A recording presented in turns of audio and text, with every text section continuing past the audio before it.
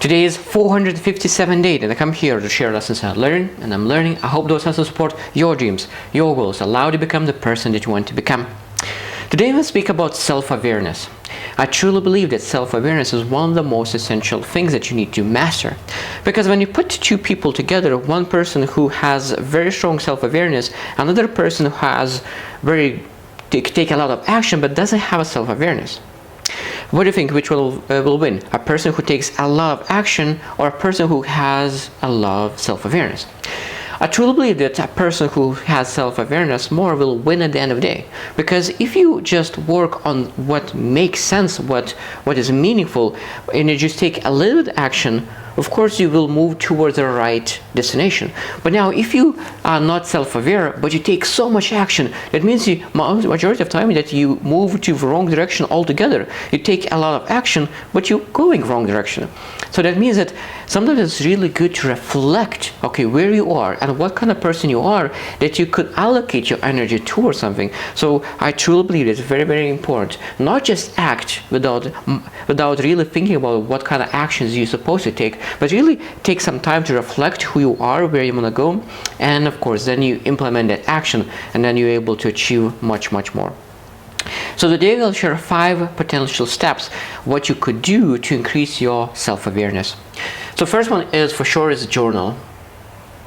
That means journal, of course, you need to do in the morning and in the evening. So that means in the morning you can journal what you would love to achieve in the day, and in the evening what you achieved in the day and what kind of thoughts, what kind of feelings you had that day. So that means when you write down all the things that you wanted to achieve, what you did, what worked, what didn't work, how you felt, what kind of feelings you have, all the actions, then you can look into patterns in your feelings, in your thoughts, and of course you're able to reflect what's working and what's not working, so you will be much, much more aware about your day-to-day activities, because it's very important to understand how you're feeling and what certain activities, what kind of thoughts and feeling is bringing up out of you. So journaling is one of the most essential things when you really want to reflect who you are. Number 2 is be present. That means that when you are in conversation, when you are with a person, you need to be present. And when something happens, how do you feel? That means you need to be present and mindful about your current state of being. Because if you don't have no idea how you feel at the moment, what kind of emotions is going through your body, and not able to label those emotions, you will not be able to improve. But if you're able to really be present and really maybe you do meditations, that you could bring that presence in your life and really reflect, because a lot of times we going through life, we do not see a lot of beautiful things because we just running with the flow. But if you just take a minute and really look into the skies, look in the flower at the side of the street, and look into what kind of emotions you have at the moment, you will be much more self-aware as well. Number 3 is reflect on experiences. That means, of course, when you think about last week, last year, last 5 years, how you experience, how those experiences shaped who you are. Because of course you are part of all the experiences brought together, all the decisions that you made, and all those experiences led you to somewhere. So it means, of course, you need to reflect how you did in those experiences, activities, different and when you know exactly how you acted and why you acted, you're able to be much more self-aware. Of course, I understand that sometimes in one activity, in certain activity, you act in one way, but you will love to act differently. So that means, okay, you need to build a plan how you grow yourself out of the weaknesses and go towards your strengths.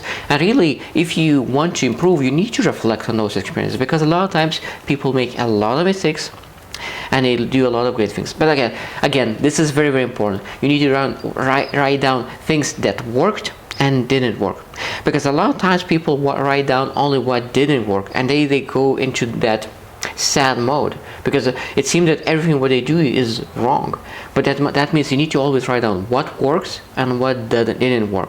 So you focus on what worked. You must make sure that you focus first what worked, improve those what worked, and then you look into secondarily look what didn't work and improve those as well.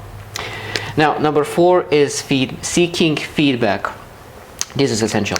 Every single person have blind spots. Every single person. I have blind spots. You have blind spots. There is no people without blind spots, without some weaknesses. And I truly believe that the best thing to do with those blind spots or weaknesses is find people who could be strong in those and cover those weaknesses and cover those blind spots. But if you do not know what is your blind spot, you will not be able to cover it. So that means what a lot of times is just really going and finding people, maybe mentors, maybe friends. Someone could say like, okay, what I'm missing out, what I'm not able to see about myself. Maybe you could tell me how other people see me and what I supposed to spend more time to understand that I could not have that blind spot. Because if you do not spend time to reflect and really ask for feedback, you do not know what your blind spot. Because if you say that you don't have any blind spots, that is again your blind spot. Number 5 is compare. Comparison is very interesting word, because a lot of times people think that comparison is very bad, but comparison is essential to really move forward. Comparison is essential to understand and be self-aware.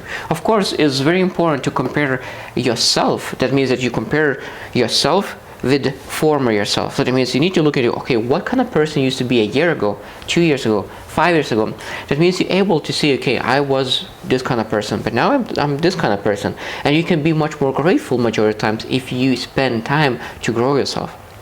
But at the same time, it's very important to compare yourself with others, but just at the present and just for a short period of time. Because imagine that you are running and trying to prepare for competition, running competition, and if you compare yourself only with yourself, you have no idea are you running fast or slow. So that means for a second you need to compare where you are at the moment. So okay, you're running marathon 3 hours. So you look into, okay, 3 hours, where I am in all people. Okay, well, will be in top 100, maybe top 200. So that means you know exactly where you are.